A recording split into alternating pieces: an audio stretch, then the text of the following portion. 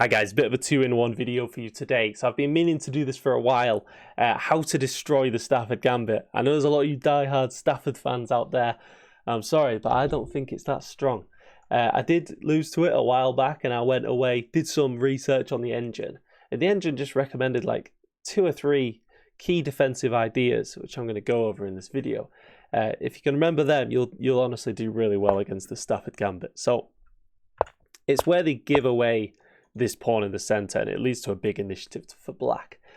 This is also the game at which I broke 2100 on Lichess, by the way, so big win there. I'd been on the verge of it for a while, and I think 3 or 4 times I tried to record this video live and I'd lost, so I just did it off camera, and I'm coming at you now with it. So thing is, when you take this, you know, they develop, and the best move is to take, because if we go back, it's like losing tempo.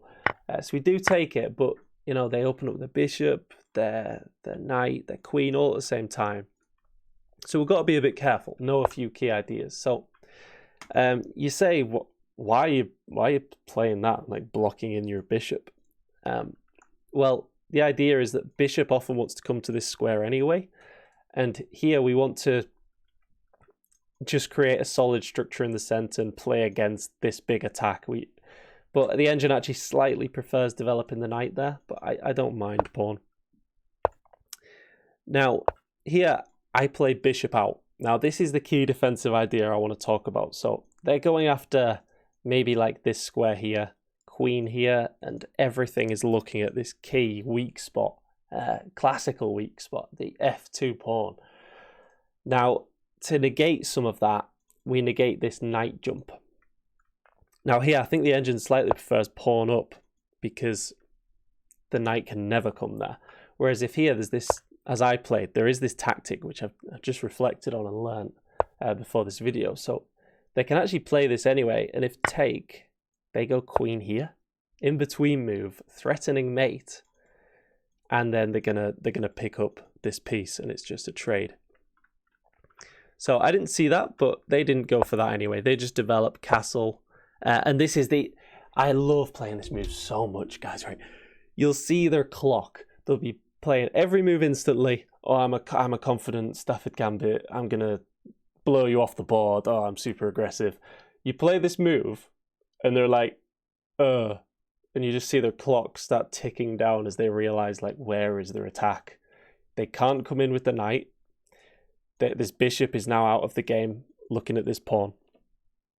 And you're ready to castle. Yeah, they're just a pawn down, and you see them start to realize this fact, and it's just, if you're a defensive player, that's what gets me going, guys. So they have to retreat, and instantly I say, look at this little maybe a central pawn fork there in the future if we can defend this square. So maybe knight here and then fork, something like that. So I go for this idea instead, just maybe forking like that, which is maybe a little bit easier for them to see, but I also like it because it opens up the rook in the future. So they get out of that potential fork idea, pinning the knight. I just start pushing their pieces back, thinking, let's just really take some space, force them all the way back. I do take, which does open up the rook, but this pawn structure is a little bit weird. And I just get castled, and I think I'm a pawn up here with a better structure. If I can see, these positions come down to, are these pawns strong or weak? Maybe they're weak, like, because if they can bring the rook, start targeting them. But it's all about momentum, these positions. If I can start steamrolling in the center, I'll just wipe them off the board here. But if they can, I don't know, somehow like put a knight, it doesn't work, but if they could somehow blockade these pawns and target maybe these weaknesses here, then they would be better, and they'd prove these pawns as being weak. So with that like momentum-y logic, trying to push them, trying to resolve my weaknesses, I start to push. I give them this pawn, which actually they should not take. The engine says they just should not take this. I guess this pawn's always weak, and it's just opening up my rook for me. And, you know, I instantly think, right, why don't I just try trade off this bishop, trade off some pieces? Because even though I'm no longer up a pawn, I still feel like I am, because my pawns are like in the center, and these pawns are not really felt. So this is quite a nice little backwards knight move, which, yeah, I had to really think to find this one. A little bit hard to see these backwards knight moves, but I realized that this bishop is actually like pinned to the rook. Because the good thing about this move here actually just loses, by the way. The good thing about the rook being on the back rank is it's always protected. Now here, it's no longer protected, so now this is just pinned. And I realized that, come back with the knight, and now I'm just not only removing the knight, which was attacked and a liability, but I'm attacking the pinned piece, and they defend it, I attack it, they cannot defend it again. So they move it, trying to attack my queen, but this doesn't work because, well, queen can't take, so you'd lose your queen, but knight can take, guys. Look at that, gorgeous. And now they're really on the run. We're up by a queen in material. So how many moves is that? Maybe 15 moves, and the Stafford Gambit is just destroyed here. Just continue to push these pawns in the center. And we do give them this passed pawn there, but we do get to trade a rook, which is really good for me. I've just got to be careful here for this pawn. So they just solidify. I reroute with the knight, and then I just start sending my own pawns down the board, knowing that, you know, I'm always going to have a lot of control of this square. So I get my queen on this diagonal opposite their king, with some ideas of maybe pawn break to open up the queen. So I go for that, even though the knight's blocking. I think if that knight ever moves, you know, my queen's going to be staring at their king.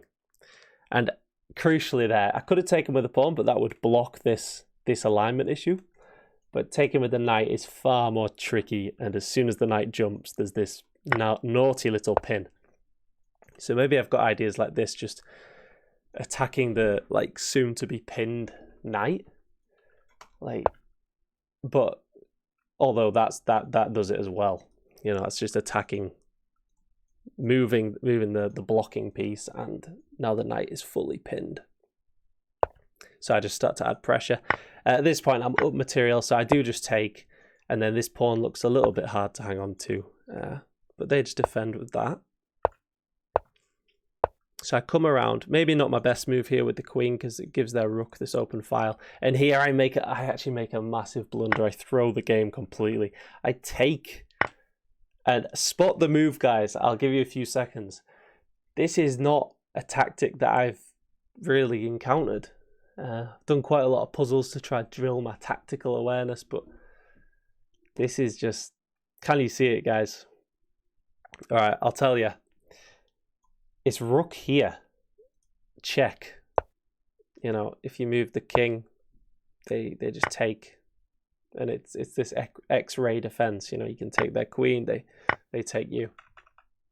So the best move here is to actually just give up the rook and lose the queen, and then you're just losing. So even though I was winning massively here, I did blunder the game near the end. But it's quite a hard tactic to see, and they missed it. They just tried to keep pieces on the board. They come in with the queen. I offer a trade. They try and pin the bishop, but the queen is defended, so we're not too worried. And here I get a check. Push the pawn in order to defend this, which is sort of maybe a little subtle there. Opponent doesn't see it, and we just take the queen. And we get that 2100 elo, guys.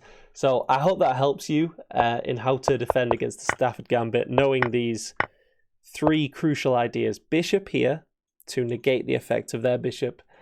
Pawn up to negate this attack on this square with the queen coming in. Negate anything getting to that square. And then finally bishop here for the same reason, defending this this G4 square. Thank you for watching, guys. Happy New Year. And yeah, I think I'm going to maybe stop playing on Lichess now and just continue grinding on chess.com. But yeah, cheers. See you next time.